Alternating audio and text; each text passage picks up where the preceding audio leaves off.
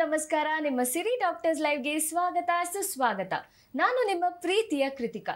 ನಮ್ಮ ಜೀವನದಲ್ಲಿ ಕೆಲವೊಂದು ಗುಪ್ತವಾದ ವಿಷಯಗಳನ್ನ ನಾವು ರಹಸ್ಯವಾಗಿಟ್ರೇನೆ ಚೆನ್ನಾಗಿರ್ತೀವಿ ಅಥವಾ ಜೀವನದಲ್ಲಿ ತುಂಬಾ ಆರಾಮಾಗಿರ್ತೀವಿ ಅನ್ನೋದಾದ್ರೆ ಆ ವಿಷಯಗಳು ಗುಪ್ತವಾಗೇ ಇರಲಿ. ಕೆಲವೊಂದು ಗುಪ್ತವಾದ ವಿಷಯಗಳಿರುತ್ತೆ, ಅದನ್ನು ನಾವು ಹೇಳ್ಕೊಳ್ಳೋದಕ್ಕೆ ಮುಜುಗರ ಪಡ್ತೀವಿ. ಅಂತಹ ವಿಷಯಗಳಲ್ಲಿ ಕಾನ್ಸ್ಟಿಪೇಷನ್, ಪೈಲ್ಸ್ ಮತ್ತು ಫಿಷರ್ ಕೂಡ ಒಂದು.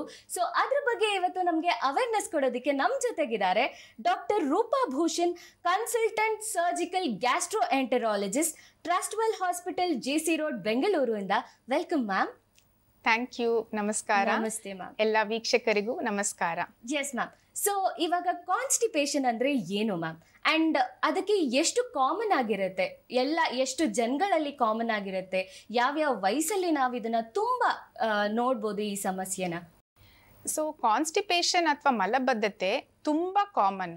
ಈಗ ನಮ್ಮ ಔಟ್ ಪೇಷಂಟ್ ಡಿಪಾರ್ಟ್ಮೆಂಟಲ್ಲಿ OPDಗೆ ಜನ ಬರ್ತಾರೆ. ಈಗ 10 ಜನದಲ್ಲಿ 8 ಜನಕ್ಕೆ ಈ ಥರ ಪ್ರಾಬ್ಲಮ್ ಅಥವಾ ಇದ್ರದ್ದು ಸಂಬಂಧಪಟ್ಟಿದ್ದ ಪ್ರಾಬ್ಲಮ್ ಇಂದ ನಮ್ಮ ಹತ್ರ ಬರ್ತಾರೆ. ಸೊ ನಮ್ಮ ದೇಶದಲ್ಲೂ ನೋಡಿದ್ರೆ 20-25% ಜನಕ್ಕೆ constipation problem at some point of their life ಇರುತ್ತೆ. ಅದರಲ್ಲಿ 10-15% ತುಂಬ ಸಿವಿಯರ್ ಸಿಂಪ್ಟಮ್ಸ್, ಹಾಸ್ಪಿಟ್ಲ್ಗೆ ಬಂದು ಟ್ರೀಟ್ಮೆಂಟ್ ತಗೊಳ್ಳೋ ಥರ ಸಿಂಪ್ಟಮ್ಸ್ ಇರುತ್ತೆ ಜನಕ್ಕೆ. ಸೊ ಕಾನ್ಸ್ಟಿಪೇಷನ್ ಅಂದರೆ ಏನೇನು ಆದರೆ ನಾವು ಅದನ್ನು ಕಾನ್ಸ್ಟಿಪೇಷನ್ ಅಂತ ಕರಿತೀವಿ. ಒಂದು, ತುಂಬ ಹಾರ್ಡಾಗಿ ಮೋಷನ್ ಪಾಸ್ ಮಾಡ್ಬೋದು, ತುಂಬ ಡ್ರೈ ಆಗಿ ಹಾರ್ಡಾಗಿ ಮೋಷನ್ ಪಾಸ್ ಮಾಡ್ತಾರೆ.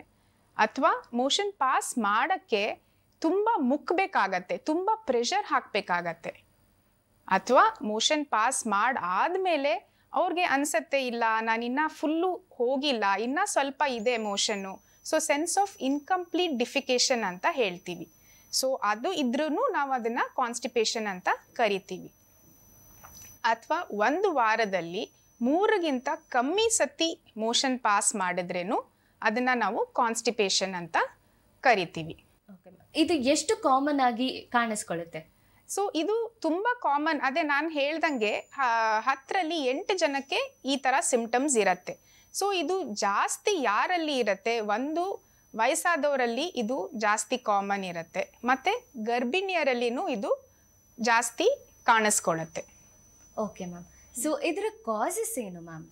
So constipation causes most common is our diet and lifestyle changes. So ನಮ್ಮದು ಡಯಟ್ ನಾವು ಯಾವ ಥರ ತಗೋತೀವಿ ಅದ್ರ ಪ್ರಕಾರ ನಮ್ಮದು ಡೈಜೆಷನ್ ಆಗತ್ತೆ. ಸೊ ನಾವು ಡೈರೆಕ್ಟಾಗಿ ಕಾಸಸ್ಗೆ ಹೋಗೋಕ್ಕೆ ಮುಂಚೆ ನಾವು ನೋಡೋಣ, ನಾವು ಊಟ ಮಾಡಾದ್ಮೇಲೆ ಮತ್ತು ಮೋಷನ್ ಬರೋದ್ರ ಮಧ್ಯ ನಮ್ಮ ಆಹಾರ ನಮ್ಮ ದೇಹದಲ್ಲಿ ಯಾವ್ಯಾವ ಥರ ಪ್ರಾಸೆಸ್ ಆಗಿ ಯಾವ ಥರ ಡೈಜೆಷನ್ ಆಗತ್ತೆ ಅಂತ. ಸೊ ಅದರಲ್ಲಿ ನಮಗೆ ಗೊತ್ತಾಗತ್ತೆ ನಾವು ಏನು ಮಾಡಿದ್ರೆ ನಮಗೆ ಕಾನ್ಸ್ಟಿಪೇಷನ್ ಅವಾಯ್ಡ್ ಮಾಡ್ಬೋದು. ಒಂದು, ನಾವು ಊಟ ಮಾಡಾದ್ಮೇಲೆ ಬಾಯಲ್ಲಿ ಸಲೈವರಿ ಅಮೈಲೇಸ್ ಅಂತ ಒಂದು ಎನ್ಸೈಮ್ಸ್ ಇರುತ್ತೆ. ಆ ಎನ್ಸೈಮು ನಮ್ಮ ಊಟದ ಜೊತೆ ಚೆನ್ನಾಗಿ ಮಿಕ್ಸ್ ಮಾಡಿ ಕಾಂಪ್ಲೆಕ್ಸ್ ಕಾರ್ಬೋಹೈಡ್ರೇಟ್ಸ್ನ ಸಿಂಪಲ್ ಕಾರ್ಬೋಹೈಡ್ರೇಟ್ಸ್ಗೆ ಬ್ರೇಕ್ ಡೌನ್ ಮಾಡುತ್ತೆ. ಅಂದರೆ ನಾವು ಜಾಸ್ತಿ ಕಾಂಪ್ಲೆಕ್ಸ್ ಊಟ ನಾವೇನು ತಿಂತೀವಿ ಅದನ್ನು ಸಿಂಪ್ಲರ್ ಪ್ರಾಡಕ್ಟ್ಸ್ಗೆ ಬ್ರೇಕ್ ಡೌನ್ ಆಗತ್ತೆ. ಸೊ ಅದಾದಮೇಲೆ ಬಾಯಿಂದ ಹೊಟ್ಟೆಗೆ ಫುಡ್ ಪೈಪ್ ಮೂಲಕ ಊಟ ಬರುತ್ತೆ. ಸೊ ಹೊಟ್ಟೆಯಲ್ಲಿ ಇರೋ ಎನ್ಸೈಮ್ಸು ಮತ್ತು ಆ್ಯಸಿಡ್ ಜೊತೆ ಊಟ ಚೆನ್ನಾಗಿ ಮಿಕ್ಸ್ ಆಗಿ ಚರ್ನ್ ಆಗಿ ಅದನ್ನು ಮತ್ತೆ ಇನ್ನೂ ಸ್ಮಾಲ್ ಪಾರ್ಟಿಕಲ್ಸ್ಗೆ ಬ್ರೇಕ್ ಡೌನ್ ಆಗತ್ತೆ. ಸೊ ಅದು ಬ್ರೇಕ್ ಡೌನ್ ಆದಮೇಲೆ ಅದು ಸಣ್ಣ ಕರಳಿಗೆ ಬರುತ್ತೆ. ಸೊ ಇಲ್ಲಿ ತನಕ ಬಾಯಲ್ಲಿ ಹೊಟ್ಟೆನಲ್ಲಿ ಅದು ಎಲ್ಲ ಸ್ಮಾಲ್ ಪಾರ್ಟಿಕಲ್ಸ್ಗೆ ಡೈಜೆಸ್ಟ್ ಆಗ್ತಾ ಇದೆ. ಸೊ ಸಣ್ಣ ಕರಳಿಗೆ ಬಂದ ಮೇಲೆ ಸಣ್ಣ ಕರಳಲ್ಲಿ ಇರೋ ಎನ್ಸೈಮ್ಸ್ ಜೊತೆ ಲಿವರಲ್ಲಿ ಮತ್ತು ಪ್ಯಾಂಕ್ರಿಯಾಸಿಂದ ಬರೋ ಎನ್ಸೈಮ್ಸು ಜೊತೆ ಎಲ್ಲ ಫುಡ್ ಮಿಕ್ಸ್ ಆಗಿ ಆ ಫುಡ್ಡಲ್ಲಿ ಪೌಷ್ಟಿಕಾಂಶಗಳು ಏನಿರುತ್ತೆ ಅದು ಸ್ಮಾಲ್ ಇಂಟೆಸ್ಟೈನಲ್ಲಿ ಅಬ್ಸಾರ್ಬ್ ಆಗತ್ತೆ. ಸೊ ಪೌಷ್ಟಿಕಾಂಶಗಳು ಅಬ್ಸಾರ್ಬ್ ಆದಮೇಲೆ ಆ ಫುಡ್ಡು ದೊಡ್ಡ ಕರಳಿಗೆ ಹೋಗುತ್ತೆ. ಸೊ ದೊಡ್ಡ ಕರಳಲ್ಲಿ ಇನ್ಯಾವುದಾದ್ರೂ ಪೌಷ್ಟಿಕ ಅಂಶಗಳು ಬಿಟ್ಟಿದ್ರೆ ಅದ್ರ ಜೊತೆ ನೀರಿನ ಅಂಶ ದೊಡ್ಡ ಕರಳಲ್ಲಿ ಅಬ್ಸಾರ್ಬ್ ಆಗತ್ತೆ. ಸೊ ಎಲ್ಲ ನೀರು ಅಬ್ಸಾರ್ಬ್ ಆದಮೇಲೆ ಗಟ್ಟಿ ಮೋಷನ್ನು ನಮ್ಮ ಗುದದ್ವಾರದಿಂದ ರಿಲೀಸ್ ಆಗತ್ತೆ. ಸೊ ಈ ಥರ ಒಂದು ಡೈಜೆಸ್ಟಿವ್ ಪ್ರಾಸೆಸ್ ಇದೆ. ಸೊ ಕಾನ್ಸ್ಟಿಪೇಷನ್ ಯಾವಾಗ ಆಗತ್ತೆ? ಒಂದು ನಮ್ಮ ಡಯಟ್ ಆ್ಯಂಡ್ ಲೈಫ್ ಸ್ಟೈಲ್, ಒಂದು ನೀರು ನಾವು ತುಂಬ ಕಡಿಮೆ ಕುಡಿದ್ರೆ ಆಗತ್ತೆ, ಮತ್ತು ಫೈಬರ್ ಕಂಟೆಂಟ್, ಈ ನಾರಿನ ಅಂಶ ಯಾವುದು ಈ ನಮ್ಮ ಫ್ರೂಟ್ಸು ವೆಜಿಟೇಬಲ್ಸು ಸೊಪ್ಪಲ್ಲಿರುತ್ತೆ ಅದು ನಾವು ತುಂಬ ಕಡಿಮೆ ತೊಗೊಂಡ್ರೂ ಮೋಷನ್ ಕ್ಲಿಯರ್ ಆಗಿ ಪಾಸ್ ಆಗಲ್ಲ. ಮತ್ತು ಸೆಡೆಂಟ್ರಿ ಲೈಫ್ ಸ್ಟೈಲ್ ಅಂತಾರೆ, ತುಂಬ ಫಿಸಿಕಲ್ ಆ್ಯಕ್ಟಿವಿಟಿನೇ ಮಾಡ್ದಲೇ ಸುಮ್ಮನೆ ಒಂದೇ ಕಡೆ ಕುತ್ಕೊಂಡು ಕೆಲಸ ಮಾಡೋದಿದ್ರೂ ಸರಿಗೆ ಡೈಜೆಸ್ಟ್ ಆಗಲ್ಲ. ಸೊ ಏನೇ ಫುಡ್ ಡೈಜೆಸ್ಟ್ ಆಗಬೇಕಂದ್ರೆ ಜಾಸ್ತಿ ಫಿಸಿಕಲ್ ಆ್ಯಕ್ಟಿವಿಟಿನೂ ಬೇಕು. ಮತ್ತು ಇರ್ರೆಗ್ಯುಲರ್ ಈಟಿಂಗ್ ಹ್ಯಾಬಿಟ್ಸ್, ಈಗ ಎಷ್ಟೊತ್ತಿಗೂ ತಿಂಡಿ ತಿನ್ನೋದು, ಎಷ್ಟೊತ್ತಿಗೂ ಊಟ ಮಾಡೋದು, ಆ ಥರ ಇರ್ರೆಗ್ಯುಲರ್ ಈಟಿಂಗ್ ಹ್ಯಾಬಿಟ್ಸ್ ಇದ್ರೂ ಈಗ ರಾತ್ರಿ ಊಟ ತುಂಬ ಲೇಟಾಗಿ ಮಾಡಿದ್ರೆ ಫುಡ್ ಡೈಜೆಸ್ಟ್ ಆಗಲ್ಲ. ಸೊ ಆವಾಗಲೂ ಬೆಳಗ್ಗೆ ಕಾನ್ಸ್ಟಿಪೇಷನ್ ಆಗ್ಬೋದು. ಮತ್ತು ಇರ್ರೆಗ್ಯುಲರ್ ಸ್ಲೀಪ್, ಈಗ ನಿದ್ದೆನೂ ಸರಿಗೆ ಮಾಡದೆ ಹೋದರೆ, ನಿದ್ದೆ ಈಸ್ ಆಲ್ಸೋ ವೆರಿ ಇಂಪಾರ್ಟೆಂಟ್ ನಮ್ಮ ಹೋಲ್ ಪ್ರಾಸೆಸ್ ಡೈಜೆಷನ್ಗೆ. 6 to 7 hours ಸೌಂಡ್ ಸ್ಲೀಪ್ ಬೇಕು ನಮ್ಮ ಬಾಡಿ ಹೀಲ್ ಆಗೋಕ್ಕೆ. ಸೊ ಸರಿಗೆ ನಿದ್ದೆ ಮಾಡದೆ ಹೋದ್ರೂ ನಮ್ಮ ಡೈಜೆಷನ್ ಎಫೆಕ್ಟ್ ಆಗುತ್ತೆ. ಮತ್ತು ಈ ಗರ್ಭಿಣಿಯರಲ್ಲೂ ಕಾನ್ಸ್ಟಿಪೇಷನ್ ರಿಸ್ಕ್ ಜಾಸ್ತಿ ಇರುತ್ತೆ. ಅದು ನಮ್ಮ diet and life style changes. ಮತ್ತು ಸರ್ಟನ್ ಮೆಡಿಕೇಶನ್ಸ್, ಸೊ ಕೆಲವೊಬ್ಬರು ಡ್ರಗ್ಸ್ ತಗೋತಾರೆ, ಈಗ ಐರನ್ ಮಾತ್ರೆ ತಗೋತಾರೆ. ಸೊ ಐರನ್ ಮಾತ್ರೆ ತಗೊಂಡ್ರೆ ಕಾನ್ಸ್ಟಿಪೇಷನ್ ಆಗೋ ಸಾಧ್ಯತೆ ಇದೆ. ಮತ್ತು ಕೆಲವೊಂದು ಡಿಪ್ರೆಷನ್ಗೆ ಮಾತ್ರೆಗಳು ತಗೋಬೋದು, ಅಥವಾ ಸಮ್ ಪೇನ್ ಕಿಲ್ಲರ್ಸ್ ಲೈಕ್ ಕೋಡೀನ್, ಮತ್ತು ಕೆಲವೊಂದು ಎಪಿಲೆಪ್ಸಿ ಮತ್ತು ಫಿಟ್ಸ್ಗೆ ತಗೊಳ್ಳೋ ಅಂಥ ಕೆಲವೊಂದು ಮಾತ್ರೆಗಳಿಂದನೂ ಕಾನ್ಸ್ಟಿಪೇಷನ್ ಆಗ್ಬೋದು. ಮತ್ತು ಕೆಲವೊಂದು ಕಾಯಿಲೆಗಳು ಲೈಕ್ ಥೈರಾಯ್ಡು, ಹೈಪೋಥೈರಾಯ್ಡ್ ಅಂತ ಹೇಳ್ತೀವಿ, ಮತ್ತು ಡಯಾಬಿಟೀಸು, ಸೊ ಈ ಥರ ಕಾಯಿಲೆ, ಮತ್ತು ನ್ಯೂರಲಾಜಿಕಲ್ ಕಾಯಿಲೆಗಳು, ನರಕ್ಕೆ ಸಂಬಂಧಪಟ್ಟಿದ್ದು, ಪಾರ್ಕಿನ್ಸನ್ಸ್ ಡಿಸೀಸು, ಮತ್ತು ಸ್ಟ್ರೋಕ್ ಪೇಷಂಟ್ಸು, ಸೊ ಈ ಥರ ಕಂಡೀಷನ್ಸಲ್ಲೂ ಕಾನ್ಸ್ಟಿಪೇಷನ್ ಆಗ್ಬೋದು. ಮ್ಯಾಮ್ ಒಬ್ರು ಕಾಲರ್ ಇದ್ದಾರೆ, ತಗೊಳ್ಳೋಣ. ಸೊ ಹಲೋ ನಮಸ್ಕಾರ. ಹಲೋ ನಮಸ್ಕಾರ. ಹ್ಞೂ ಮೇಡಮ್. ಎಲ್ಲಿಂದ ಕಾಲ್ ಮಾಡ್ತಿರೋದು ಮ್ಯಾಮ್? ನಿಮ್ಮ ಹೆಸರು? ನಾವು ಹೊಸದುರ್ಗ ಮೇಡಮ್. ಓಕೆ, ನಿಮ್ಮ ಹೆಸರು? ನಮ್ಮ ಹೆಸರು ಸಂಗೀತ ಅಂತ. ಓಕೆ, ಡಾಕ್ಟರ್ ಇದ್ದಾರೆ, ಮಾತಾಡಿ ಮ್ಯಾಮ್. ಹೇಳಿ. ಹಲೋ ನಮಸ್ಕಾರ, ಹೇಳಿಮ್ಮ. ಅದು ಮೇಡಮ್ ಸ್ವಲ್ಪ ದುರ್ಮಾಂಸ ಬೆಳೆಯೋ ತರ ಇದೆ. ವಿಶೇಷ ದುರ್ಮಾಂಸ ಬೆಳೆದಿದೆ ಅಲ್ಲಿ. ಓಕೆ. ಅದೇ ಬಾತ್ರೂಮ್ಗೆ ಹೋದಾಗ ಬ್ಲಡ್ ಗಿಡ್ ಏನೂ ಬರಲ್ಲ. ಬಾತ್ರೂಮ್ಗೆ ಹೋದಾಗ ಬ್ಲಡ್ ಬರತ್ತಾ? ಬರಲ್ಲ ಮೇಡಮ್. ಆದ್ರೂ ಹಿಂಸೆ ಆಗುತ್ತೆ ಮೇಡಮ್. ಅದರಿಂದ ನಿಮ್ಗೆ ನೋವು ಆಗತ್ತಾ? ನೋವಾಗಲ್ಲ ಮೇಡಮ್, ಸೀಟೆ ಆಗತ್ತೆ ಮೇಡಮ್. ಓಕೆ. ಸೊ ಅದು ನಿಮಗೆ ಮೊದಲು ಫಿಷರ್ ಆಗಿರ್ಬೋದು, ಆ ಜಾಗದಲ್ಲಿ ಒಂದು ಕಟ್ ಥರ ಆಗಿ ನಿಮಗೆ ನೋವು ಆಗಿರ್ಬೋದು. ಸೊ ಅದರಿಂದ ನಿಮಗೆ ಈ ದುರ್ಮಾಂಸ ಅಥವಾ ಚರ್ಮದ ಗೆಡ್ಡೆ ಥರ ಬೆಳ್ಕೊಂಡಿದೆ. ಬಟ್ ಅದು ಸಿಸೇರಿಯನ್ ಅಂತ ನಮಗೆ ದೊಡ್ಡ ಆಪರೇಷನ್ ಮಾಡಿದ್ರು ಮೇಡಮ್. ಏನು ಆಪರೇಷನ್ ಆಗಿತ್ತು? ಅದೇ ಮೇಡಮ್, ಮಕ್ಕಳು ತೆಗೆದಿದ್ದು 2 ಆಪರೇಷನ್ ಆಗಿತ್ತು. ಸಿಸೇರಿಯನ್. ಅದಕ್ಕೂ ಈ ಮಾಂಸ ಬೆಳ್ಕೊಂಡಿರೋದಕ್ಕೂ ಏನು ಸಂಬಂಧ ಇರಲ್ಲ. ಬಟ್ ಆದ್ರೂ ಒಂದ್ಸತಿ ನೀವು ಹೋಗಿ ನಿಮ್ಮ ಡಾಕ್ಟರ್ ಹತ್ರ ಎಕ್ಸಾಮಿನ್ ಮಾಡಿಸ್ಕೊಳ್ಳೋದು ಬೆಟರು. ಇದು ಪೈಲ್ಸು ಆಗಿರ್ಬೋದು, ಅಥವಾ ಫಿಷರ್ ಇಂದ ಬಂದಿರೋ ಸ್ಕಿನ್ ಟ್ಯಾಗ್ ಅಂತ ಹೇಳ್ತೀವಿ, ಅದು ಆಗಿರ್ಬೋದು. ಸೊ ಒಂದ್ಸತಿ ಹೋಗಿ ಎಕ್ಸಾಮಿನ್ ಮಾಡಿಸ್ಕೊಂಡ್ರೆ ಅದಕ್ಕೆ ನಾವು ಟ್ರೀಟ್ಮೆಂಟ್ ಹೇಳ್ಬೋದು. ಡಾಕ್ಟರ್ ಹತ್ರ ತೋರಿಸ್ಬೇಕಾ ಮೇಡಮ್?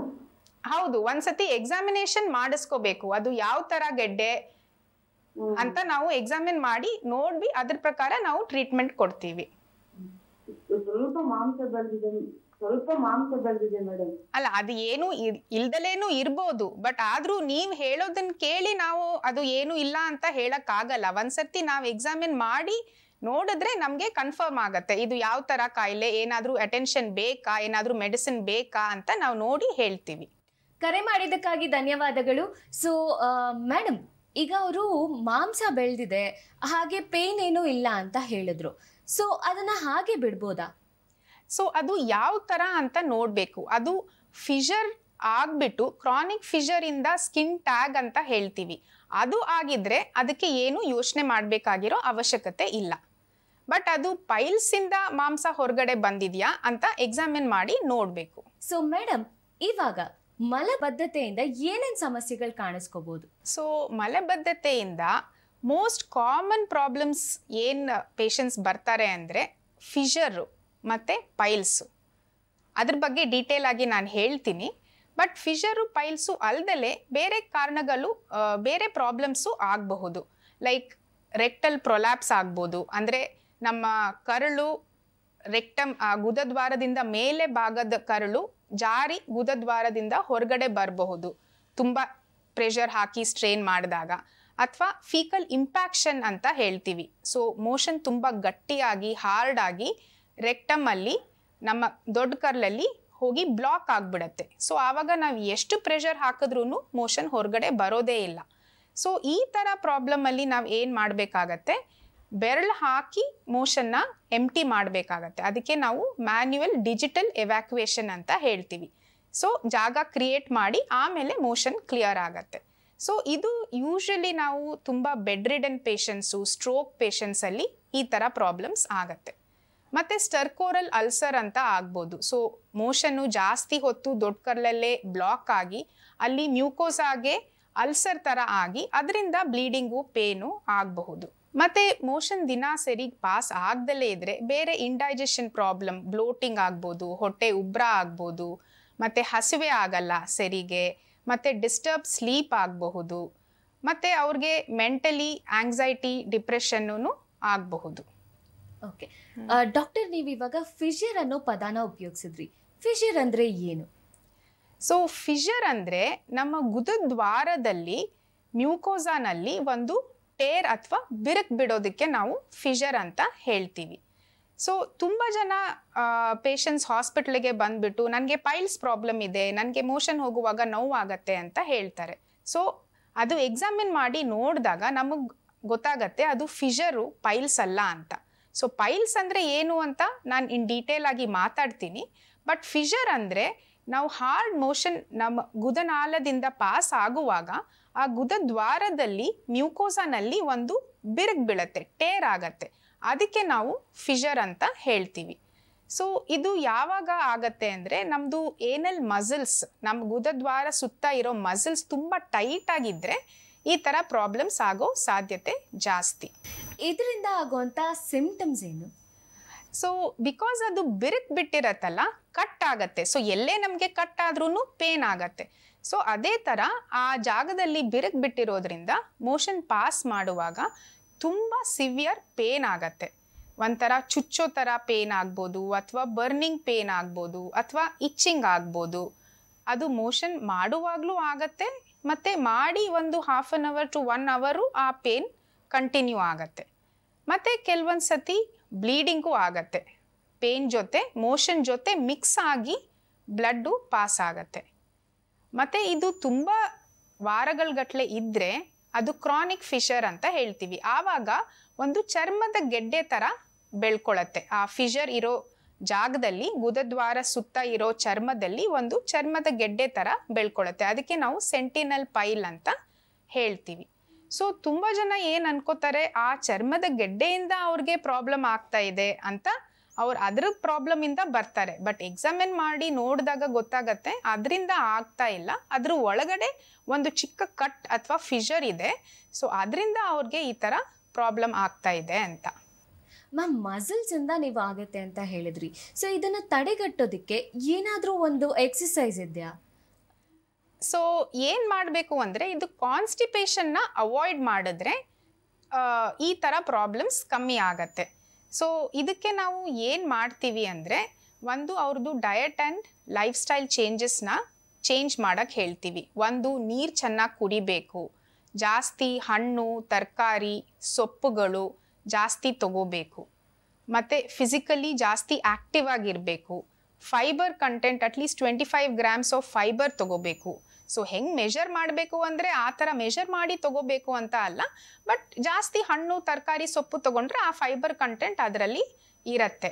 ಸೊ ಆ ಮಸಲ್ನ ರಿಲ್ಯಾಕ್ಸ್ ಮಾಡಬೇಕು ಅಂದರೆ ನಾವು ಅದಕ್ಕೆ ಸ್ವಲ್ಪ ಮೆಡಿಸಿನ್ಸ್ ಕೊಡ್ತೀವಿ. ಅದು ಫಿಷರ್ ಆದಾಗ ಆ ಮಸಲ್ ರಿಲ್ಯಾಕ್ಸ್ ಮಾಡಿ ಆ ಫಿಷರ್ ಬೇಗ ಹೀಲ್ ಆಗೋಕ್ಕೆ ನಾವು ಮೆಡಿಸಿನ್ ಮತ್ತು ಆಯಿಂಟ್ಮೆಂಟು ಕೊಡ್ತೀವಿ. ಮತ್ತು ಇನ್ನೊಂದು ಸಿಸ್ ಬಾತ್ ಅಂತ ಹೇಳ್ತೀವಿ. ಸೊ ಒಂದು ಬಕೆಟ್ ಅಥವಾ ಬೇಸಿನಲ್ಲಿ ಉಗುರು ಬೆಚ್ಚಗಿರೋ ನೀರು ತಗೊಂಡು ಅದರಲ್ಲಿ ಕುತ್ಕೋಬೇಕು. ಬೆಳಗ್ಗೆ 10 ನಿಮಿಷ, ಸಾಯಂಕಾಲ 10 ನಿಮಿಷ. ಸೊ ಇದರಿಂದ ಏನಾಗತ್ತೆ, ಆ ಮಸಲ್ಸು ಸ್ವಲ್ಪ ರಿಲ್ಯಾಕ್ಸ್ ಆಗತ್ತೆ. ರಿಲ್ಯಾಕ್ಸ್ ಆಗಿ ಫಿಷರ್ ಹೀಲ್ ಆಗೋಕ್ಕೆ ಹೆಲ್ಪ್ ಆಗತ್ತೆ. ಸೊ ಮತ್ತು ಮೋಷನ್ ಹೋಗೋದು ಈಸಿ ಆಗೋಕ್ಕೆ ಒಂದು ಸ್ವಲ್ಪ ದಿವಸ ಒಂದು 10 ದಿವಸ ನಾವು ಸಿರಪ್ ಕೊಡ್ತೀವಿ, ಸೊ ಬೇಗ ಹೀಲ್ ಆಗಲಿ ಅಂತ. ಸೊ ಈ ಥರ ಲೈಫ್ ಸ್ಟೈಲ್ ಚೇಂಜಸ್ ಅಲ್ಲೇ 80 to 90% of the problem solve ಆಗುತ್ತೆ. ಸೊ ಓನ್ಲಿ 10% ಆಫ್ ದ ಪ್ರಾಬ್ಲಮ್ಗೆ ನಾವು ಸರ್ಜರಿ ರೆಕಮೆಂಡ್ ಮಾಡ್ತೀವಿ. ಸೊ ಅದು ಯಾರಿಗೆ ರೆಕಮೆಂಡ್ ಮಾಡ್ತೀವಿ? ಆ ಸ್ಪಿಂಕ್ಟರ್ ತುಂಬ ಟೈಟಾಗಿದ್ದು ಅವ್ರಿಗೆ ಎಷ್ಟೇ ಮೆಡಿಸಿನ್ ತೊಗೊಂಡ್ರೂ ಪೇನ್ ಕಡಿಮೆನೇ ಆಗಲ್ಲ, ಅಥವಾ ಪೇನ್ ಕಡಿಮೆ ಆಗತ್ತೆ ಮತ್ತೆ 2 ತಿಂಗಳಿಗೆ ಮತ್ತೆ ಬರುತ್ತೆ, ಮತ್ತೆ 2 ತಿಂಗಳು ಸರಿ ಹೋಗುತ್ತೆ ಮತ್ತೆ ಬರುತ್ತೆ, ಈ ಥರ ರಿಕರೆಂಟ್ ಸಿಂಪ್ಟಮ್ಸ್ ಇರೋರ್ಗು ನಾವು ಸರ್ಜರಿ ಅಡ್ವೈಸ್ ಮಾಡ್ತೀವಿ. ಓಕೆ ಡಾಕ್ಟರ್, ಇದಕ್ಕೆ ಟ್ರೀಟ್ಮೆಂಟ್ಸ್ ಏನೇನಿರುತ್ತೆ, ಚಿಕಿತ್ಸೆಗಳೇನೇನು ಇರುತ್ತೆ ನಮಗೆ? ಸೊ ಇದಕ್ಕೆ ಮೋಸ್ಟ್ಲಿ ನಾನು ಹೇಳ್ದಂಗೆ 80 to 90% ನಾನ್ ಆಪರೇಟಿವ್ ಟ್ರೀಟ್ಮೆಂಟ್. ಈಗ ನಾನು ಹೇಳಿದ್ನಲ್ಲ, ಈಗ ಜಾಸ್ತಿ ನೀರು ಕುಡಿಬೇಕು, ಮತ್ತು ತರಕಾರಿ ಸೊಪ್ಪು ತಗೋಬೇಕು, ಮತ್ತು ಸಿಸ್ ಬಾತ್ ಮಾಡಬೇಕು, ಮತ್ತು ನಾವು ಆಯಿಂಟ್ಮೆಂಟು ಕೊಟ್ಟು ಅದು ಸ್ಪಿಂಕ್ಟರ್ ರಿಲ್ಯಾಕ್ಸ್ ಮಾಡೋಕ್ಕೆ ಮೆಡಿಸಿನ್ಸ್ ಕೊಡ್ತೀವಿ. So lifestyle changes and ಮೆಡಿಸಿನ್ಸಲ್ಲಿ 80 to 90% ಟ್ರೀಟ್ಮೆಂಟ್ ಆಗತ್ತೆ. ಓನ್ಲಿ ದ ರಿಮೈನಿಂಗ್ 10-20% ನಾವು ಸರ್ಜರಿ ಅಡ್ವೈಸ್ ಮಾಡ್ತೀವಿ. ಸೊ ಈ ಸರ್ಜರಿಲಿ ನಾವು ಏನು ಮಾಡ್ತೀವಿ ಅಂದರೆ, ಅದು ಸ್ಪಿಂಕ್ಟರ್ ತುಂಬ ಟೈಟ್ ಇರುತ್ತಲ್ಲ, ಅದನ್ನು 1/3 ಆಫ್ ದ ಮಸಲ್ ಒಂದು ಜಾಗದಲ್ಲಿ ಕಟ್ ಮಾಡಿ ಸ್ವಲ್ಪ ರಿಲ್ಯಾಕ್ಸ್ ಮಾಡ್ತೀವಿ. ಸೊ ಇದು ಸಿಂಪಲ್ ಪ್ರೊಸೀಜರ್. ಸೊ ಬಂದು ಸರ್ಜರಿ ಮಾಡಿಸ್ಕೊಂಡು ನೆಕ್ಸ್ಟ್ ಡೇ ಡಿಸ್ಚಾರ್ಜ್ ಆಗಿ ಹೋಗ್ಬೋದು. ಸೊ ನೆಕ್ಸ್ಟ್ ಡೇ ಅವ್ರು ವಾಪಸ್ ರೆಗ್ಯುಲರ್ ಕೆಲಸಕ್ಕೂ ಮಾಡ್ಬೋದು. ಆ ಥರ ಬೆಡ್ ರೆಸ್ಟು ಆ ಥರನೂ ಏನೂ ಇಲ್ಲ. ಬಟ್ ಅವ್ರು ಏನು ತಿಳ್ಕೊಬೇಕು ಇಂಪಾರ್ಟೆಂಟ್ ಥಿಂಗ್ ಅಂದರೆ, surgery is not the end point. So ಈಗ ನಾನು ಸರ್ಜರಿ ಮಾಡಿಸ್ಕೊಂಡ್ಬಿಟ್ಟೆ, ಇನ್ನು ನೆಕ್ಸ್ಟ್ ನನಗೆ ಫಿಶರ್ ಬರೋದೇ ಇಲ್ಲ ಅಂತ ಅವರು ಏನು ಬೇಕಾದ್ರೂ ತಿನ್ನೋದು, ಹೆಂಗೆ ಬೇಕಾದರೂ ಇರೋದು ಮಾಡಿದ್ರೆ ಅದು ಸರಿಯಲ್ಲ. It will not work that way. So ಈಗ 6 months ಆದಮೇಲೆ ಈಗ ಸರ್ಜರಿ ಮಾಡಿದ್ರೆ ಆ ಫಿಶರು ಹೀಲ್ ಆಗತ್ತೆ, ಆ್ಯಂಡ್ ಅವರು ಲೈಫ್ ಸ್ಟೈಲ್ ಚೇಂಜಸ್ ಕಂಟಿನ್ಯೂ ಮಾಡಿಕೊಂಡು ಮೋಷನ್ ಸಾಫ್ಟಾಗಿ ಇಟ್ಕೊಂಡ್ರೆ ಮತ್ತೆ ಫಿಶರ್ ಬರಲ್ಲ. ಬಟ್ ಅವರು 6 months ಆದಮೇಲೆ ಮತ್ತೆ ನೀರು ಕಮ್ಮಿ ಕುಡಿಯೋದು ಅಥವಾ ಬೇರೆ ಊಟ ಎಲ್ಲ ಮಾಡೋದು, ಆವಾಗ ಮೋಷನ್ ಮತ್ತೆ ಹಾರ್ಡ್ ಆದರೆ ಮತ್ತೆ ಫಿಶರ್ ಬರ್ಬೋದು. It is a life style disease, it is not the end point. So constant ಆಗಿ ನಮ್ಮ ಲೈಫ್ ಸ್ಟೈಲ್ ಚೇಂಜ್ ಮಾಡಿಕೊಂಡು ಕಾನ್ಸ್ಟಿಪೇಷನ್ ಅವಾಯ್ಡ್ ಮಾಡಿದ್ರೆ ಈ ಪ್ರಾಬ್ಲಮ್ ಅವಾಯ್ಡ್ ಮಾಡ್ಬೋದು. ಸೊ ನಮ್ಮ ಡಾಕ್ಟರ್ ನಮಗೆ ಫಿಶರ್ ಸಿಂಪ್ಟಮ್ಸ್ ಬಗ್ಗೆ ಮತ್ತೆ ಫಿಶರ್ ಅಂದರೆ ಏನು ಅಂತೆಲ್ಲ ತಿಳಿಸ್ಕೊಡ್ತಾ ಇದ್ರು. ಸೊ ಮ್ಯಾಮ್, ಇವಾಗ ಫಿಶರ್ ಮತ್ತೆ ಕ್ಯಾನ್ಸರ್ಗೆ ಏನು ಸಂಬಂಧ? ಎಷ್ಟೋ ಜನ ಹೇಳ್ತಾ ಇರ್ತಾರೆ ಫಿಶರು ಕ್ಯಾನ್ಸರ್ಗೆ ಟರ್ನ್ ಆಗುತ್ತೆ ಅಂತೆಲ್ಲ. ಸೊ ಅದ್ರ ಬಗ್ಗೆ ಇದು ತುಂಬಾ ಕಾಮನ್ ಹೆದರಿಕೆ ಜನಕ್ಕಿರೋದು. ಸೊ ಒಂದ್ಸರ್ತಿ ಅಲ್ಲಿ ಮೋಷನ್ ಹೋಗೋ ಜಾಗ ಕಡೆ ಪೇನ್ ಅಥವಾ ಬ್ಲೀಡಿಂಗ್ ಆಗಿಬಿಟ್ರೆ ಅವ್ರು ಅನ್ಕೋತಾರೆ ಅವ್ರಿಗೆ ಕ್ಯಾನ್ಸರ್ ಇದೆ ಅಂತ. ಸೊ ಫುಲ್ ಹೆದರ್ಕೊಂಡು ಬರ್ತಾರೆ. ಸೊ ಎಕ್ಸಾಮಿನ್ ಮಾಡಿ ನೋಡಿದ್ರೆ ಬರೀ ಫಿಶರ್ ಇರುತ್ತೆ. ಸೊ ಫಿಶರಿಂದ ಕ್ಯಾನ್ಸರ್ ಖಂಡಿತ ಆಗಲ್ಲ. ಬಟ್ ಫಿಶರ್ ಜೊತೆ ಬೇರೆ ಏನಾದರೂ ಪ್ರಾಬ್ಲಮ್ಸ್ ಇರ್ಬೋದು, ಅದನ್ನು ನಾವು ಡಯಾಗ್ನೋಸ್ ಮಾಡಬೇಕು. ಬಟ್ ಸಿಂಪಲ್ ಫಿಶರಿಂದ ಕ್ಯಾನ್ಸರ್ ಖಂಡಿತ ಆಗಲ್ಲ. ಸೊ ನೀವು ಅದು ಮಾತ್ರ ಭಯ ಪಡೋ ಅಗತ್ಯವೇ ಇಲ್ಲ. ಮ್ಯಾಮ್, ಎಷ್ಟೋ ಜನ ಪೈಲ್ಸ್ ಅಂದರೆ ಹೆದರ್ಕೋತಾರೆ. ಪೈಲ್ಸ್ ಬಂದ್ಬಿಟ್ರೆ ನಾವು ಹೆಂಗಪ್ಪ ಹೇಳೋದು ಅಂತೆಲ್ಲ ಮುಜುಗರ ಪಡ್ತಾರೆ. ಸೊ ಪೈಲ್ಸ್ ಅಂದರೆ ಏನು? ಸೊ ಪೈಲ್ಸ್ ಅಂದರೆ ನಮ್ಮ ಗುದನಾಳದಲ್ಲಿ ಏನಲ್ ಕುಷನ್ಸ್ ಅಂತ ಇರತ್ತೆ. ಅದು ರಕ್ತನಾಳ ಮತ್ತು ಕನೆಕ್ಟಿವ್ ಟಿಶ್ಯೂ ಅಲ್ಲಿ ಆಗಿರೋ ಅಂಥ ಒಂದು ಕುಷನ್. ಸೊ ಅದು ನಾರ್ಮಲ್ ಆಗಿ ಎಲ್ಲರಿಗೂ ಇರುತ್ತೆ. ಸೊ ಪೈಲ್ಸ್ ಯಾವಾಗ ಆಗತ್ತೆ ಅಂದರೆ, ಈ ಏನಲ್ ಕುಷನ್ ದೊಡ್ಡದಾಗಿ ಕೆಳಗಡೆ ಜರುಗಿ ಗುದದ್ವಾರದಿಂದ ಹೊರಗಡೆ ಬಂದಾಗ ಅದಕ್ಕೆ ನಾವು ಪೈಲ್ಸ್ ಅಂತ ಹೇಳ್ತೀವಿ. ಸೊ ಇದು ಯಾವಾಗ ಆಗತ್ತೆ ಅಂದರೆ, ಆ ರಕ್ತನಾಳ ರೆಕ್ಟಲ್ ವೇನ್ಸ್ ಮೇಲೆ ಪ್ರೆಷರ್ ಬಿದ್ದಾಗ ಈ ಥರ ಪ್ರಾಬ್ಲಮ್ ಆಗತ್ತೆ.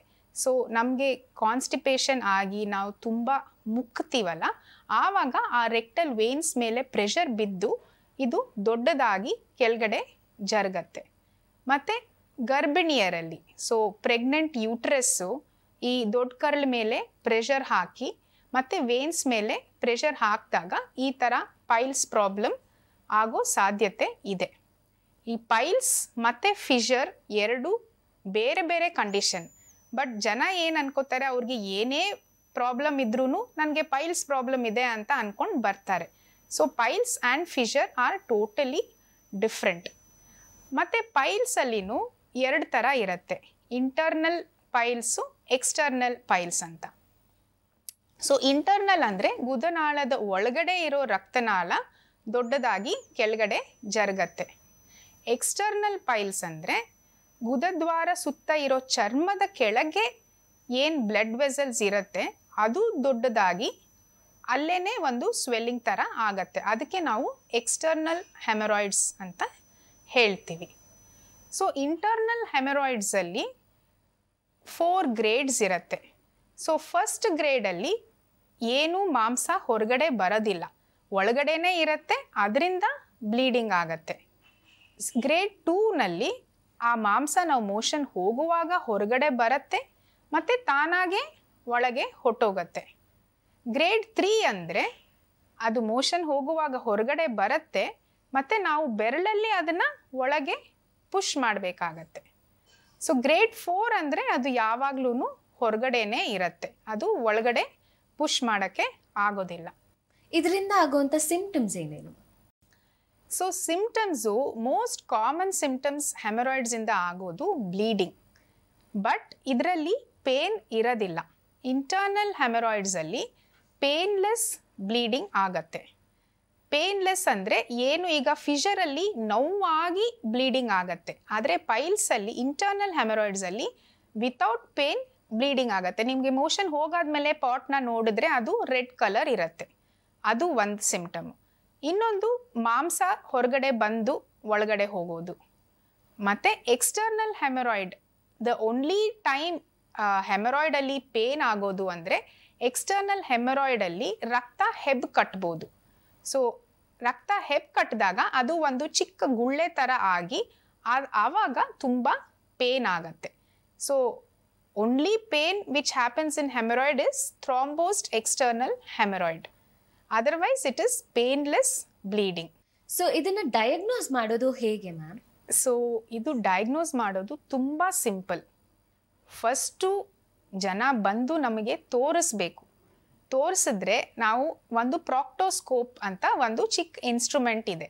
ಸೊ ಅದನ್ನು ಹಾಕಿ ನಾವು ನೋಡಿದ್ರೆ ನಮಗೆ ಫಿಷರ್ ಇದೆಯಾ, ಪೈಲ್ಸ್ ಇದೆಯಾ, ಅಥವಾ ಯಾವ ಗ್ರೇಡ್ ಆಫ್ ಪೈಲ್ಸ್ ಇದೆ ಎಲ್ಲ ಗೊತ್ತಾಗತ್ತೆ. ಅಂದರೆ ಫಸ್ಟ್ 7 ಸೆಂಟಿಮೀಟರ್ಸ್ ನಮ್ಮದು ದೊಡ್ಡ ಕರ್ಲ್ ಲಾಸ್ಟ್ 7 ಸೆಂಟಿಮೀಟರ್ಸ್ ಅಷ್ಟು ನಾವು ಎಕ್ಸಾಮಿನ್ ಮಾಡಬಹುದು. ಸೊ ಅದರಲ್ಲಿ ನಾವು ಹೆಮರಾಯ್ಡ್ಸ್ನ ಡಯಾಗ್ನೋಸ್ ಮಾಡ್ಬೋದು. ಬಟ್ ಅಬೌವ್ 40 ಇಯರ್ಸ್ ಜನ ಏನಾದರೂ ನನಗೆ ಮೋಷನಲ್ಲಿ ಬ್ಲಡ್ ಹೋಗ್ತಾ ಇದೆ ಅಂತ ಬಂದರೆ ಆವಾಗ ನಮಗೆ ಬರೀ ಪ್ರಾಕ್ಟೋಸ್ಕೋಪಿ ಸಾಕಾಗಲ್ಲ. ಆವಾಗ ನಾವು ಇನ್ನೊಂದು ಕೊಲೊನೋಸ್ಕೋಪಿಕ್ ಎಕ್ಸಾಮಿನೇಷನ್ ಅಂತ ಮಾಡಬೇಕು. ಅಂದರೆ ಕ್ಯಾಮ್ರಾ ಹಾಕಿ ದೊಡ್ಡ ಕರ್ಲನ್ನ ಕಂಪ್ಲೀಟಾಗಿ ಪರೀಕ್ಷೆ ಮಾಡಿ ಬೇರೆ ಏನಾದರೂ ಕಾರಣದಿಂದ ಬ್ಲೀಡಿಂಗ್ ಆಗ್ತಾ ಇದೆಯಾ ಅಥವಾ ಬರೀ ಹೆಮರಾಯ್ಡ್ಸ್ ಮಾತ್ರ ಇದೆಯಾ ಅಂತ ನಾವು ಚೆಕ್ ಮಾಡ್ತೀವಿ. ಸೊ ಬೇರೆ ಏನು ಕಾರಣದಿಂದ ಯೂಶಲಿ 95% ಏನೂ ತೊಂದರೆ ಇರಲ್ಲ. ಬಟ್ ದ ರಿಮೈನಿಂಗ್ 5% ಏನೇನು ಆಗ್ಬೋದು ನಾವು ಕೊಲೊನೋಸ್ಕೋಪ್ ಹಾಕಿ ನೋಡಿದಾಗ ಇನ್ನೇನೇನು ಕಾರಣ ಇರ್ಬೋದು ಮೋಷನಲ್ಲಿ ಬ್ಲಡ್ ಹೋಗೋದಕ್ಕೆ. ಒಂದು ಪಾಲಿಪ್ಸ್ ಅಂತ ಇರ್ಬೋದು, that is precancerous. So ಕ್ಯಾನ್ಸರ್ಗಿಂತ ಮುಂಚೆ ಆಗೋ ಅಂಥದ್ದು ಚಿಕ್ಕ ಗೆಡ್ಡೆಗಳು ಪಾಲಿಪ್ಸ್ ಇರಬಹುದು. ಅಥವಾ ಡೈವರ್ಟಿಕ್ಯುಲೋಸಿಸ್ ಅಂತ ಹೇಳ್ತೀವಿ, ಅಂದರೆ ಸಣ್ಣ ಸಣ್ಣ ಬೊಕ್ಕೆಗಳು, ನನ್ನ ದೊಡ್ಡ ಕರ್ಲಿಂದ ಸಣ್ಣ ಸಣ್ಣ ಬೊಕ್ಕೆಗಳು ಹೊರಗಡೆ ಬಂದಿರಬಹುದು, ಅದಾಗಿರ್ಬೋದು. ಅಥವಾ ಅಲ್ಸರ್ಸ್ ಆಗಿರಬಹುದು, ಅಥವಾ ಇನ್ಫೆಕ್ಷನ್ ಆಗಿರ್ಬೋದು, ಲೈಕ್ ಇನ್ಫ್ಲಮೇಟರಿ ಬೌಲ್ ಡಿಸೀಸ್ ಅಂತ ಹೇಳ್ತೀವಿ. ಸೊ ದ ಎಂಟೈರ್ ದೊಡ್ಡ ಕರ್ಲಲ್ಲಿ ಆ ಲೈನಿಂಗ್ ಏನಿದೆ ಮ್ಯೂಕೋಸಾ ಅಲ್ಲಿ ಎಲ್ಲ ಚಿಕ್ಕ ಚಿಕ್ಕ ಅಲ್ಸರ್ ಥರ ಆಗಿರಬಹುದು. ಅಥವಾ ಕ್ಯಾನ್ಸರ್ ಗಡ್ಡೆನೂ ಆಗಿರಬಹುದು.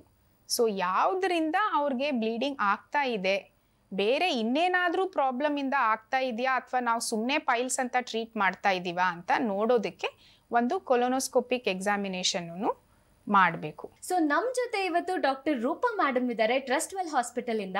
ಸೊ ನಾವು ಕಾನ್ಸ್ಟಿಪೇಷನ್, ಪೈಲ್ಸ್ ಮತ್ತೆ ಫಿಷರ್ ಬಗ್ಗೆ ಮಾತಾಡ್ತಾ ಇದ್ವಿ. ಸೊ ಈಗ ಮ್ಯಾಮ್ ನಾವು ಟ್ರೀಟ್ಮೆಂಟ್ ಬಗ್ಗೆ ತಿಳ್ಕೊಳ್ಳೋಣ. ಟ್ರೀಟ್ಮೆಂಟ್ ಬಗ್ಗೆ ಹೇಳಿ ಮ್ಯಾಮ್. ಸೊ ಪೈಲ್ಸ್ದು ಟ್ರೀಟ್ಮೆಂಟು ಸೇಮ್ ಆ್ಯಸ್ ಫಿಷರ್. ಒಂದು ಕಾನ್ಸ್ಟಿಪೇಷನ್ ಅವಾಯ್ಡ್ ಮಾಡಬೇಕು. ನಮಗೆ ಅರ್ಲಿ ಸ್ಟೇಜಲ್ಲೇ ನಾವು ಪೇಷಂಟ್ಸ್ನ ನೋಡಿದ್ರೆ ಅದನ್ನು ಬರೀ ಲೈಫ್ ಸ್ಟೈಲ್ ಚೇಂಜು ಮತ್ತು ಮೆಡಿಸಿನಲ್ಲೇ ಟ್ರೀಟ್ ಮಾಡ್ಬೋದು. ಸೊ ಏನು ತುಂಬ ಜನ ಏನು ಮಾಡ್ತಾರೆ ಅಂದರೆ ಆ ಜಾಗದಲ್ಲಿ ಪ್ರಾಬ್ಲಮ್ ಇದ್ದರೆ ಅವರು ಬಂದು ತೋರಿಸ್ಕೊಳ್ಳೋದು ತುಂಬ ಡಿಲೇ ಮಾಡ್ತಾರೆ. ಅವ್ರಿಗೆ ತುಂಬ ಸಂಕೋಚ ಆಗ್ಬೋದು ಅಥವಾ ನಾಚಿಕೆ ಆಗ್ಬೋದು.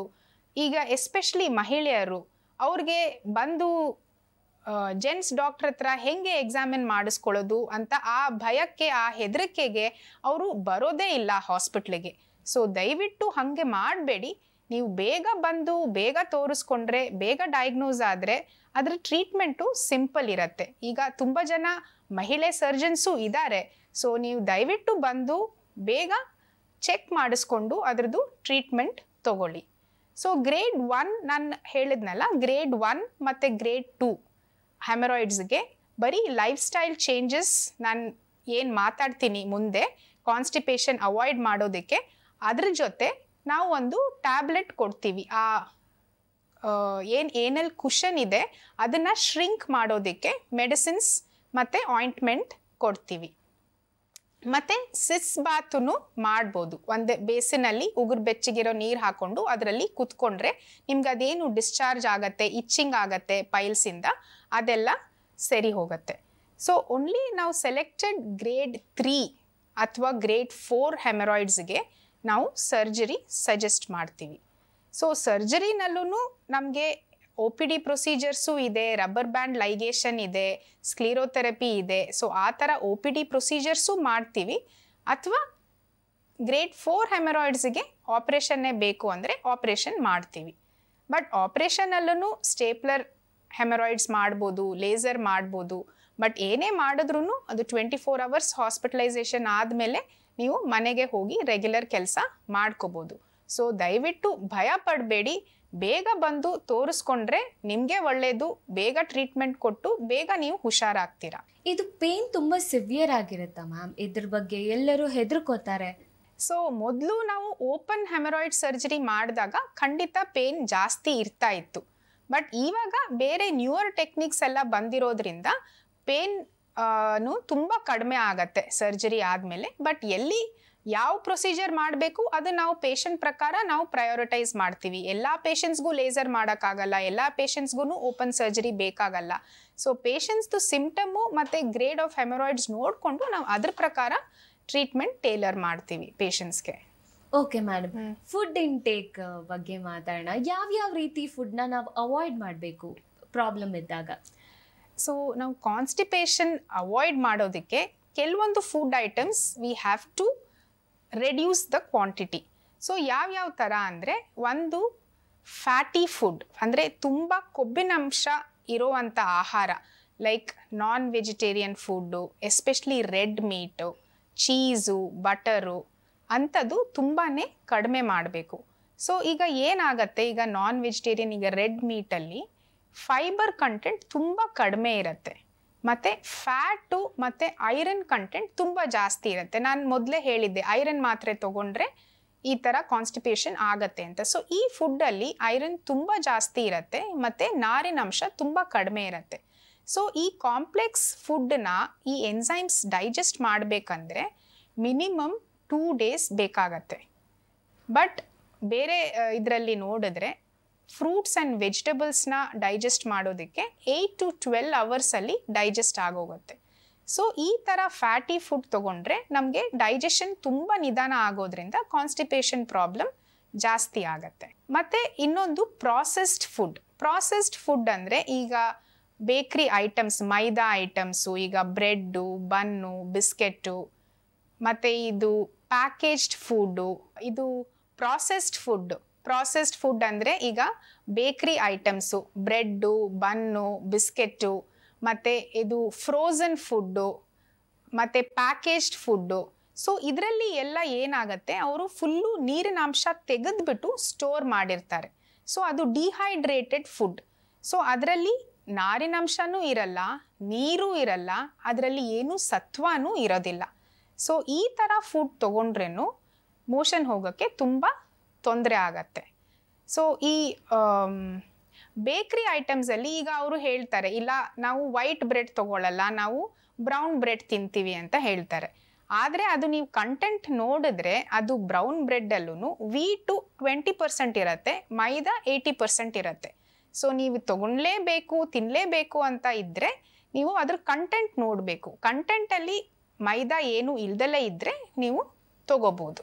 ಮತ್ತು ರಿಫೈನ್ಡ್ ಶುಗರ್ಸ್ ಲೈಕ್ ಕೇಕ್ಸು, ಪೇಸ್ಟ್ರೀಸು, ಮತ್ತು ಜಾಮು, ಸ್ವೀಟ್ಸು. ಸೊ ಈ ಥರ ರಿಫೈನ್ಡ್ ಶುಗರ್ಸನ್ನು ಆದಷ್ಟು ಕಡಿಮೆ ಮಾಡಬೇಕು.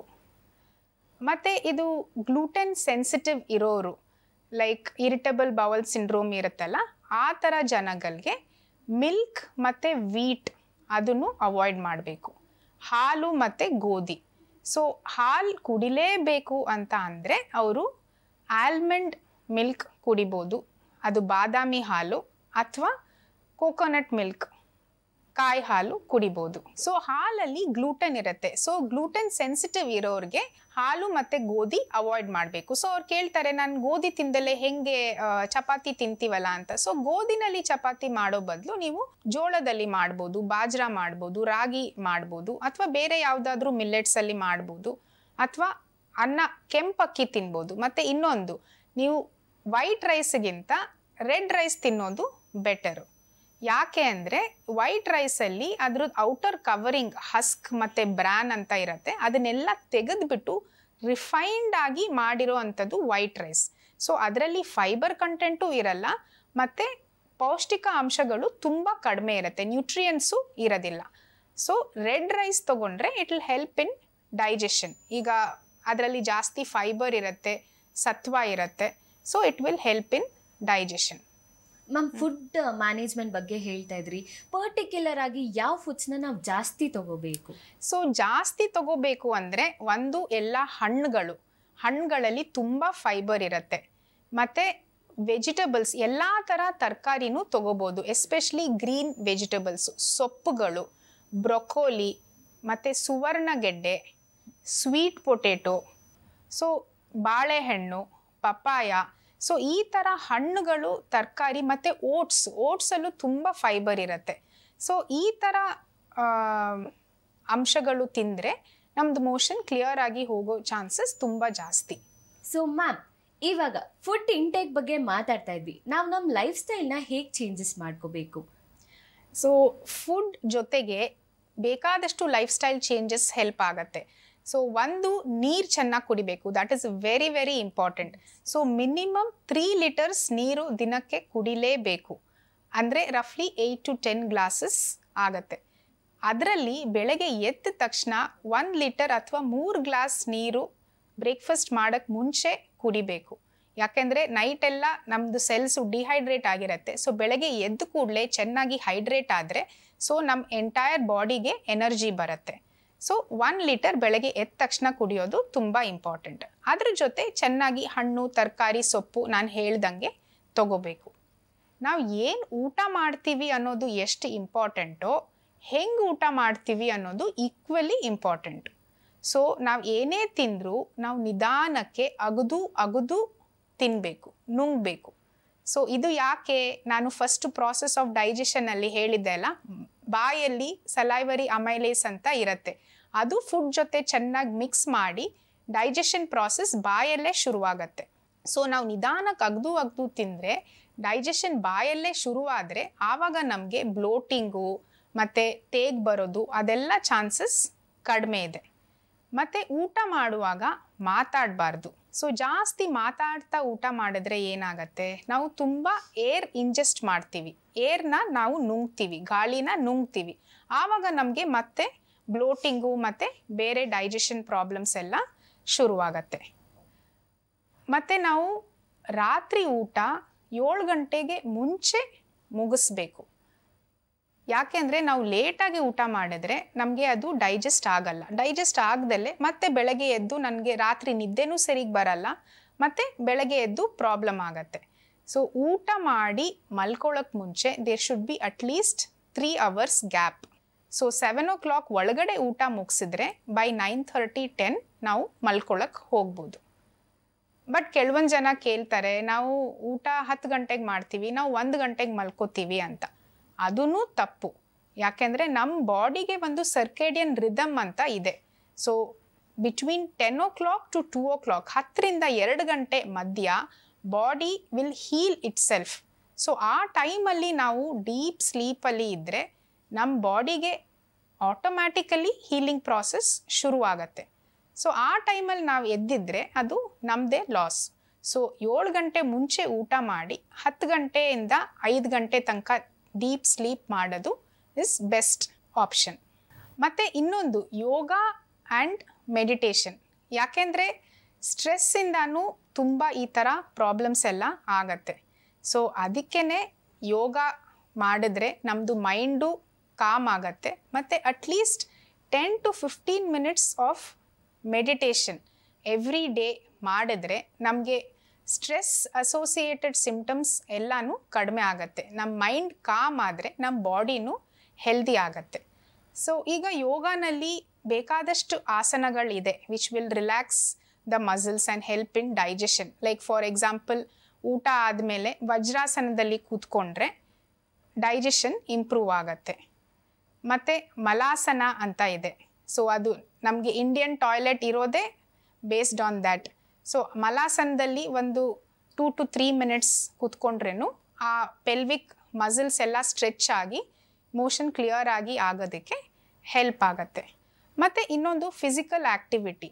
ಸೊ ಫಿಸಿಕಲ್ ಆ್ಯಕ್ಟಿವಿಟಿನೂ ತುಂಬ ಇಂಪಾರ್ಟೆಂಟು ಡೈಜೆಷನ್ಗೆ. ಸೊ ದಿನಕ್ಕೆ 45 minutes to 1 hour any physical activity ಮಾಡಬೇಕು. ಐದರ್ ವಾಕಿಂಗ್, ಜಾಗಿಂಗ್, ರನ್ನಿಂಗ್, ಏರೋಬಿಕ್ಸ್ ಅಥವಾ ಯೋಗ ಯಾವುದಾದ್ರೂ ಒಂದು ಮಾಡಬೇಕು. ಬಟ್ ಕೆಲವೊಬ್ಬರು ಏನು ಮಾಡ್ತಾರೆ, 1 hour ಬೆಳಗ್ಗೆ ಮಾಡಿಬಿಟ್ಟು ಬೇರೆ ಟೈಮಲ್ಲಿ ಎಲ್ಲ ಒಂದು ಕಡೆ ಕೂತಿರ್ತಾರೆ. ಸೊ ಅದೂ ತಪ್ಪು. ಆ್ಯಕ್ಟಿವ್ ಆಗಿ ಚಟುವಟಿಕೆಯಾಗಿ ಓಡಾಡ್ಕೊಂಡು ಇರಬೇಕು ಮನೆಯಲ್ಲೂ on a daily basis. So ಇದೆಲ್ಲ lifestyle change together will help us to avoid constipation. So ಎಷ್ಟೊಂದು ಜನ ಬರ್ತಾರೆ, ನನಗೆ ಮೆಡಿಸಿನ್ ಕೊಡಿ, ಅದರಲ್ಲಿ ಕ್ಯೂರ್ ಮಾಡಿ ಅಂತ. ಸೊ ಅದು ಆ ಥರ ಆಗಲ್ಲ. ಲೈಫ್ ಸ್ಟೈಲ್ ಚೇಂಜ್ ಮಾಡಿದ್ರೆ ಮೆಡಿಸಿನ್ನು ನಿಮಗೆ ಸಪೋರ್ಟ್ ಮಾಡುತ್ತೆ. Because medicine cannot be long term, it is for a short term. But long ಟರ್ಮಲ್ಲಿ ನಮ್ಮ ಲೈಫ್ ಸ್ಟೈಲ್ ಚೇಂಜಸ್ಸೇ ನಮಗೆ ಕಾಪಾಡೋದು. ಓಕೆ ಮ್ಯಾಮ್, ಹೋಮ್ ರೆಮಿಡೀಸ್ ಏನೇನು ಮಾಡ್ಬೋದು ನಾವು? ಸೊ ಹೋಮ್ ರೆಮಿಡೀಸ್ ಮನೆಯಲ್ಲೇ ಮಾಡೋ ಅಂಥದ್ದು ಬೇಕಾದಷ್ಟಿದೆ. ಡಾಕ್ಟ್ರ್ ಹತ್ರ ಹೋಗ್ದಲೇ ನೀವಾಗೇ ನಿಮ್ಮ ಪ್ರಾಬ್ಲಮ್ನ ಸಾಲ್ವ್ ಮಾಡ್ಕೋಬೋದು. ಸೊ ಅದರಲ್ಲಿ ಕೆಲವೊಂದು ಒಂದು ಬೆಳಗ್ಗೆ ಎದ್ದ ತಕ್ಷಣ 1 ಲೋಟ ನೀರಿಗೆ 1 ಚಮಚ ಜೀರಿಗೆ ಹಾಕಿ ಮತ್ತು ಅದಕ್ಕೆ ಸೋಂಪು ಹಾಕಿ ಚೆನ್ನಾಗಿ ಕುದಿಸ್ಬಿಟ್ಟು ಅದನ್ನು ಸೋಸ್ಬಿಟ್ಟು ಕುಡಿಬೋದು. ಇದನ್ನು ನೀವು ಬೆಳಗ್ಗೆ ಎದ್ದ ತಕ್ಷಣವೂ ಕುಡಿಬೋದು, ಅಥವಾ ನೀವು ಊಟ ಮಾಡಿ 1-2 hours ಆದಮೇಲೂ ಇದನ್ನು ಕುಡಿಬೋದು. ಮತ್ತು ಊಟದ ಮಧ್ಯ ನೀರು ಕುಡಿಯೋದೂ ತಪ್ಪು. ಸೊ ಊಟದ ಮಧ್ಯ ನೀರು ಕುಡಿದ್ರೆ ಏನಾಗತ್ತೆ ಅಂದರೆ ನಮ್ಮದು ಡೈಜೆಸ್ಟಿವ್ ಜ್ಯೂಸಸ್ ಇರುತ್ತಲ್ಲ ಅದು ಡೈಲ್ಯೂಟ್ ಆಗುತ್ತೆ. ಡೈಲ್ಯೂಟ್ ಆದಾಗ ಡೈಜೆಷನ್ ಪ್ರಾಸೆಸ್ ಹ್ಯಾಂಪರ್ ಆಗುತ್ತೆ. ಸೊ ಐದರ್ ನೀವು ಊಟಕ್ಕೆ ಅರ್ಧ ಗಂಟೆ ಮುಂಚೆ ನೀರು ಕುಡೀರಿ ಅಥವಾ 1.5 to 2 hours ಆದಮೇಲೆ ನೀರು ಕುಡೀರಿ. ಸೊ ಈ ಥರ ಮಾಡ್ಬೋದು. ಮತ್ತು ರಾತ್ರಿ ಮಲ್ಕೊಳ್ಳೋಕೆ ಮುಂಚೆ 1 ಲೋಟ ಉಗುರು ಬೆಚ್ಚಗಿರೋ ನೀರಿಗೆ 1 ಚಮಚ ತುಪ್ಪ ಹಾಕ್ಕೊಂಡು ಕುಡಿದ್ಬಿಟ್ಟು ಮಲ್ಕೊಂಡ್ರೆ ನೆಕ್ಸ್ಟ್ ಡೇ ಬೆಳಗ್ಗೆ ಮೋಷನ್ ಆಗೋದಕ್ಕೆ ತುಂಬ ಹೆಲ್ಪ್ ಆಗುತ್ತೆ. ಮತ್ತು ಚಿಯಾ ಸೀಡ್ಸ್ನ 1 ಚಮಚ ನೀರಲ್ಲಿ ಸೋಕ್ ಮಾಡಿಬಿಟ್ಟು ಅದು ಅರ್ಧ ಗಂಟೆ ಸೋಕ್ ಆದಮೇಲೆ ಅದಕ್ಕೆ ಒಂದು ಸ್ವಲ್ಪ ಲೆಮನ್, ನಿಂಬೆಹಣ್ಣು ಹಿಂಡ್ಕೊಂಡು ಕುಡಿಬಹುದು. ಮತ್ತು ಓಟ್ಸ್ ಮಾಡಿಕೊಂಡು ತಿನ್ಬೋದು, ಅದರಲ್ಲಿ ರಿಚ್ ಇನ್ ಫೈಬರ್ ಇರುತ್ತೆ. ಮತ್ತು ನೆಲ್ಲಿಕಾಯಿ ರಸ, ಆಮ್ಲ ರಸ, ಅದನ್ನು ಒಂದು 15 ml ನೀರಲ್ಲಿ ಮಿಕ್ಸ್ ಮಾಡಿಕೊಂಡು ಬೆಳಗ್ಗೆ ಎದ್ದ ತಕ್ಷಣ ಕುಡಿಯೋದು ತುಂಬ ಒಳ್ಳೆಯದು. ನೆಲ್ಲಿಕಾಯಿ is rich in vitamin C. So ಅದರದ್ದು ಆ್ಯಂಟಿ ಇನ್ಫೆಕ್ಷನ್ ಆಗೋದಿಲ್ಲ ಮತ್ತು ಇಮ್ಯುನಿಟಿ ಬಿಲ್ಡಪ್ ಆಗುತ್ತೆ. ಸೊ ಇದರಿಂದ ನಮ್ಮ ಓವರಾಲ್ ಹೆಲ್ತು, ಸ್ಕಿನ್ನು ಎಲ್ಲದಕ್ಕೂ ಹೆಲ್ಪ್ ಆಗುತ್ತೆ ಮತ್ತು ಮೋಷನ್ ಮಾಡೋದಕ್ಕೂ ತುಂಬ ಈಸಿ ಆಗುತ್ತೆ. ಮತ್ತು ಈ ಅಸಿಡಿಟಿ, ಗ್ಯಾಸ್ಟ್ರಿಕ್ ಇರೋರು ಹಸಿಮೆಣಸಿನ್ಕಾಯಿ ಅವಾಯ್ಡ್ ಮಾಡೋದು ಒಳ್ಳೆಯದು. ಯಾಕೆಂದರೆ ಹಸಿಮೆಣಸಿನ್ಕಾಯಲ್ಲಿ ಒಂದು ಕ್ಯಾಪ್ಸೈಸಿನ್ ಅಂತ ಒಂದು ಸಬ್ಸ್ಟೆನ್ಸ್ ಇರೋದ್ರಿಂದ ಅದು ಸ್ಟಮಕ್ಕಲ್ಲಿ ಹೋಗಿ ಇರಿಟೇಟ್ ಆಗಿ ಜಾಸ್ತಿ ಆ್ಯಸಿಡ್ ಪ್ರೊಡ್ಯೂಸ್ ಆಗುತ್ತೆ. ಮತ್ತು ನಮ್ಮದು ಫುಡ್ ಪೈಪು ಸ್ಟಮಕ್ದು ಜಂಕ್ಷನ್ನ ಅದು ಲೂಸ್ ಮಾಡಿ ಅದು ಸ್ಟಮಕ್ಕಲ್ಲಿರೋ ಕಂಟೆಂಟ್ಸ್ನ ಮೇಲೆ ಬರೋ ಥರ ಎದೆ ಉರಿ, ರಿಫ್ಲೆಕ್ಸ್ ಸಿಂಪ್ಟಮ್ಸ್ ಆ ಥರ ಆಗುತ್ತೆ. ಸೊ ಅದನ್ನು ಅವಾಯ್ಡ್ ಮಾಡೋದು ಬೆಟರು. ಮತ್ತು ಜಾಸ್ತಿ ಮಜ್ಜಿಗೆ ತೊಗೋಬೋದು, ಮೊಸರು ತಿನ್ಬೋದು. ಸೊ ಅದರಿಂದ ಕಾಮ್ ಆಗುತ್ತೆ. ಮತ್ತು ಕಾಫಿ ಆ್ಯಂಡ್ ಟೀನು ಅವಾಯ್ಡ್ ಮಾಡೋದು ಬೆಟರ್. ಈಗ ಕಾಫಿ ಎಷ್ಟೊಂದು ಜನ ಹೇಳ್ತಾರೆ ನನಗೆ ಬೆಳಗ್ಗೆ ಕಾಫಿ ಕುಡಿದೇ ಹೋದರೆ ನನಗೆ ಮೋಷನ್ನೇ ಬರಲ್ಲ ಅಂತ. ಸೊ ಇದು ಯಾಕಾಗತ್ತೆ ಅಂದರೆ ಕಾಫಿನಲ್ಲಿ ಕೆಫೇನ್ ಅಂತ ಒಂದು ಸ್ಟಿಮ್ಯುಲೆಂಟ್ ಇದೆ. ಅದು it is a stimulant. So ಅದು ನಮ್ಮ ಡೈಜೆಷನ್ನ ಸ್ಟಿಮ್ಯುಲೇಟ್ ಮಾಡುತ್ತೆ, ಅದು ಮೂವ್ಮೆಂಟ್ ಜಾಸ್ತಿ ಮಾಡುತ್ತೆ. ಸೊ ಅದು ಕುಡಿದಾಗ ಎಷ್ಟೊಂದು ಜನಕ್ಕೆ ಲೂಸ್ ಮೋಷನ್ ಆಗುತ್ತೆ. ಬಟ್ ಕಾನ್ಸ್ಟಿಪೇಷನ್ ಇರೋರು ಕುಡಿದ್ರೆ ಅವ್ರಿಗೆ ನಾರ್ಮಲ್ ಮೋಷನ್ ಆಗತ್ತೆ. ಬಟ್ ಅದಕ್ಕೆ ಅಡಿಕ್ಟ್ ಆಗಿ ಅದ್ರ ಮೇಲೆ ಡಿಪೆಂಡ್ ಆಗೋದು it is not a good idea. So ಅದನ್ನು ಕುಡಿಬೋದು, ಕಾಫಿ ಟೀ ಕುಡಿಲೇಬಾರ್ದು ಅಂತ ಅಲ್ಲ, ಬಟ್ ಅದರಿಂದ ಅಡಿಕ್ಟ್ ಆಗಿ ಅದ್ರ ಮೇಲೆ ಡಿಪೆಂಡ್ ಆಗೋದು ಒಳ್ಳೇದಲ್ಲ. ಸೊ ಅದ್ರ ಬದಲು ನೀವು ಈ ಥರ ನಾವು ಹೇಳಿದ ಥರ ಲೈಫ್ ಸ್ಟೈಲ್ ಚೇಂಜಸ್ಸು, ಹಣ್ಣು ತರಕಾರಿ ಸೊಪ್ಪು ಆ ಥರ ತೊಗೊಂಡ್ರೆ ನಿಮಗೆ ಹೆಲ್ತು ಚೆನ್ನಾಗಿರುತ್ತೆ, ಮೋಷನ್ನು ಕ್ಲಿಯರ್ ಆಗತ್ತೆ. ಕಡೆದಾಗಿ ನಮ್ಮ ವೀಕ್ಷಕರಿಗೆ ಏನು ಹೇಳಕ್ಕೆ ಇಷ್ಟಪಡ್ತೀರಾ ಮ್ಯಾಮ್? ಸೊ ಈ ಮಲಬದ್ಧತೆ ಪ್ರಾಬ್ಲಮ್ಮು ಅವಾಯ್ಡ್ ಮಾಡೋದು ತುಂಬ ಸುಲಭ. ಏನು ಮಾಡಬೇಕು, ನೀವು ಹೆಲ್ದಿಯಾಗಿ ಮನೆ ಊಟ, ಫ್ರೆಶ್ ಆಗಿ ಅಡುಗೆ ಮಾಡಿರೋ ಊಟ ಮಾಡಬೇಕು, ಚೆನ್ನಾಗಿ ನೀರು ಕುಡಿಬೇಕು, ಡೈಲಿ ಎಕ್ಸಸೈಸ್ ಮಾಡಬೇಕು, ಮತ್ತು ಚೆನ್ನಾಗಿ 6 to 7 hours ಒಳ್ಳೆ ನಿದ್ದೆ ಮಾಡಬೇಕು. Most importantly ಖುಷಿಯಾಗಿರಬೇಕು. ಸೊ ನಮ್ಮ ಮನಸ್ಸು ಖುಷಿಯಾಗಿ ಪೀಸ್ಫುಲ್ಲಾಗಿ ಇದ್ದಾಗ ನಮ್ಮ ಬಾಡಿ ಆಟೋಮ್ಯಾಟಿಕಲಿ ಹೆಲ್ದಿಯಾಗಿರುತ್ತೆ. ಓಕೆ ಮ್ಯಾಮ್, ಇಷ್ಟೊತ್ತು ಬಂದು ನಮಗೆ ಕಾನ್ಸ್ಟಿಪೇಷನ್ ಬಗ್ಗೆ, ಫಿಶಿಯರ್ ಬಗ್ಗೆ ಮತ್ತು ಪೈಲ್ಸ್ ಬಗ್ಗೆ ಸಾಕಷ್ಟು ಮಾಹಿತಿನ ತಿಳಿಸ್ಕೊಟ್ರಿ ನಿಮ್ಮ ಬ್ಯುಸಿ ಸ್ಕೆಡ್ಯೂಲಲ್ಲಿ ಬಂದು. So thank you so much ma'am. ಧನ್ಯವಾದಗಳು. ಇದು ನಮ್ಮ ಆರೋಗ್ಯದ ಬಗ್ಗೆ ಅವೇರ್ನೆಸ್ ಕ್ರಿಯೇಟ್ ಮಾಡೋದು ತುಂಬ ಇಂಪಾರ್ಟೆಂಟು. ನನಗೆ ಈ ಅವಕಾಶ ಸಿಕ್ಕಿದ್ದಕ್ಕೆ ನನಗೆ ತುಂಬ ಸಂತೋಷ. ನಿಮಗೆ ಧನ್ಯವಾದಗಳು. Thank you ma'am. ನೋಡಿದ್ರಲ್ಲ ವೀಕ್ಷಕರೇ, ನಮ್ಮ ಡಾಕ್ಟರ್ ನಮಗೋಸ್ಕರ ಸಾಕಷ್ಟು ಮಾಹಿತಿನ ತಿಳಿಸ್ಕೊಟ್ಟಿದ್ದಾರೆ. ಸೊ ಆರೋಗ್ಯ ಕುರಿತಾಗಿ ಕಾಳಜಿ ವಹಿಸಿ ನಮ್ಮ ಸಿರಿ ಡಾಕ್ಟರ್ಸ್ ಲೈವ್ ನೋಡೋದನ್ನ ಮರಿಬೇಡಿ ಅಂತ ಹೇಳ್ತಾ, ಮುಂದಿನ ವಾರ ನಿಮ್ಮ ಜೊತೆ ಇನ್ನೊಬ್ಬ ಡಾಕ್ಟರ್ ಜೊತೆ ನಾನು ಸಿಗ್ತೀನಿ. ಅಲ್ಲಿವರೆಗೂ ನಮ್ಮ ಸಿರಿ ಕನ್ನಡನ ನೋಡೋದು ಮರಿಬೇಡಿ ಅಂತ ಹೇಳ್ತಾ, ಥ್ಯಾಂಕ್ ಯು ಸೋ ಮಚ್.